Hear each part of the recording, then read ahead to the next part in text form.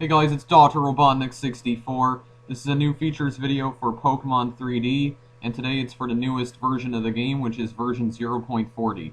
So finally, after over a month of waiting, version 0.40 of Pokemon 3D has been released. Now, before I get to reviewing the new features that have been added in this update, I just want to go over a couple of things first. This is in fact a new features video for Pokemon 3D. This is not part of my main Pokemon 3D gameplay series. Just like how that video I made of the Lost Silver game mode in Pokemon 3D was not part of my main Pokemon 3D series, I decided that the update reviews I do of Pokemon 3D are no longer going to be part of my main gameplay series because, honestly, I can't really do update review videos very well with live commentary. I'm much better at doing them with post-commentary.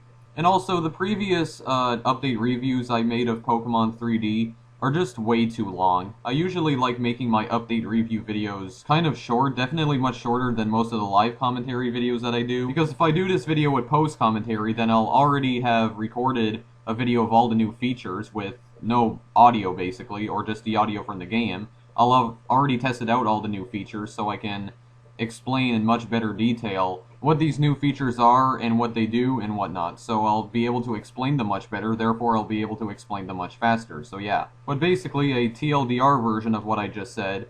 My Pokemon 3D update review videos are going to be with post-commentary from now on, no longer live commentary, because I suck at making them with live commentary.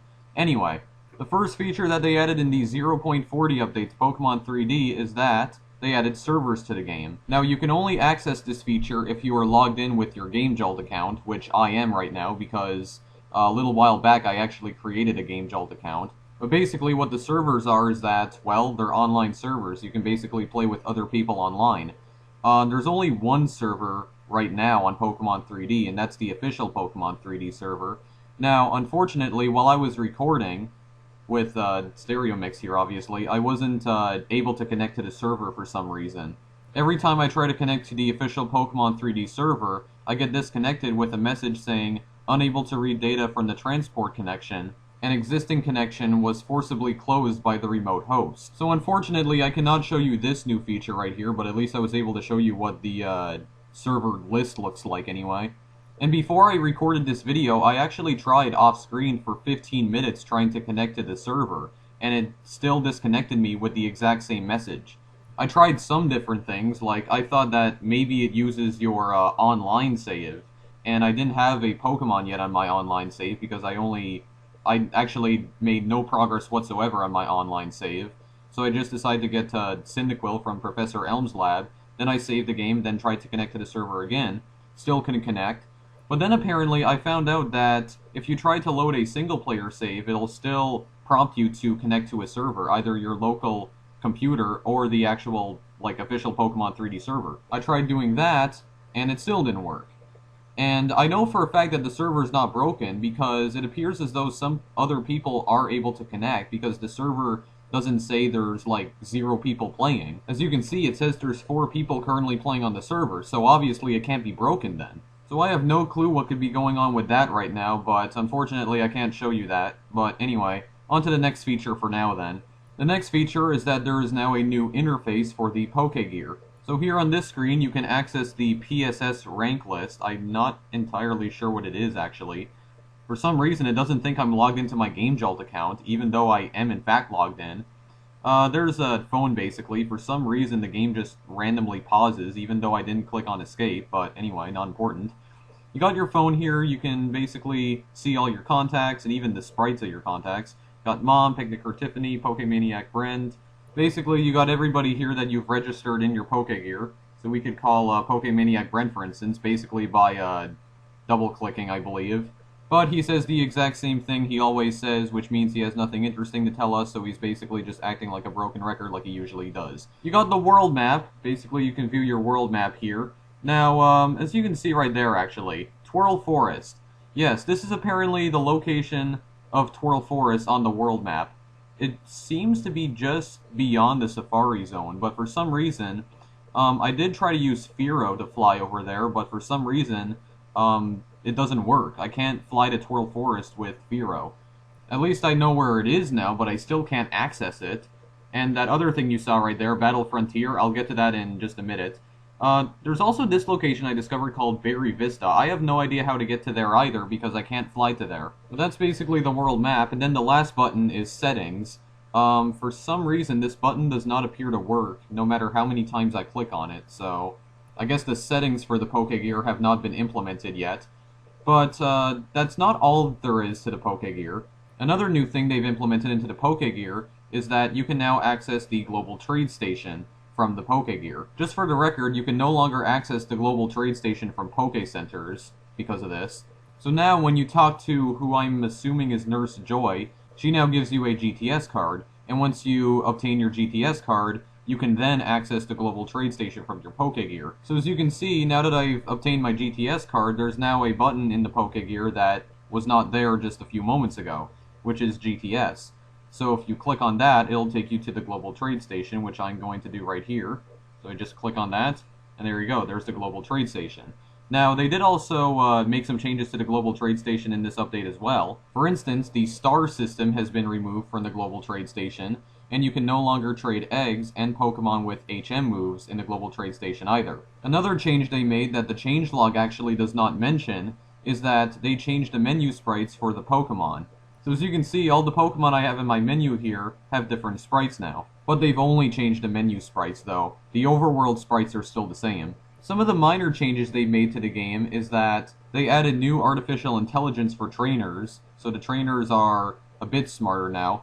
It's still a work in progress at the moment, so it's not perfect. They added some new moves to the battle system, although they're probably moves that have been re-added because most of the moves that were present in previous versions of Pokemon 3D were removed when they released the version 0.36 update due to the new battle system that was implemented. And I have looked at the files for all the moves, but I can't really tell which ones have been added because all of them say date last modified December 11th, 2013, but pretty much all of them say either date created sometime in March 2013 or June 2013. But more than likely, it's moves that were probably present from versions before 0.36 that were just re-added into the game. That's only an assumption, though. I'm not saying that's true.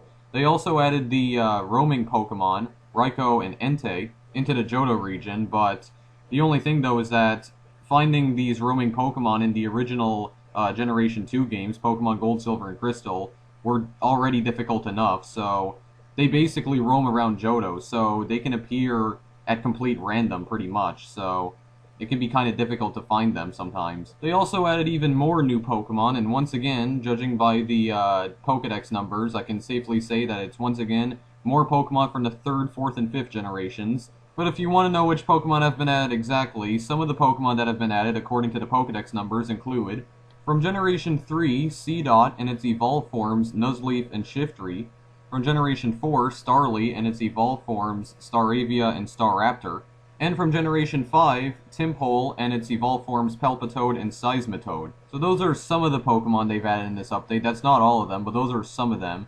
I'm only basing that on the Pokedex numbers, because basically all the files for the Pokemon appearing in the overworld are named after the Pokemon's Pokedex number in the National Pokedex. They also made some improvements to scripts and game techniques. They also added in-game events, and I believe one of the in-game events that's going on right now, up until tomorrow, I believe the in-game event is basically an event where you can get 1.5 times the amount of experience after you've battled a trainer or a wild Pokemon. And you can view in-game events in Pokemon 3D by going to a Poke Center and talking to the wireless counter NPC.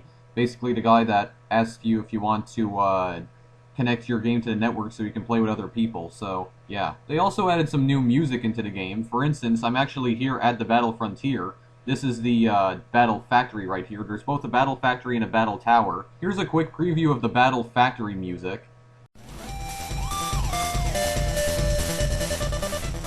So there's basically the small preview of it. Now, if you talk to this guy, as you can see, this is basically endless mode, so apparently you have only one Pokemon, or you can only have one Pokemon.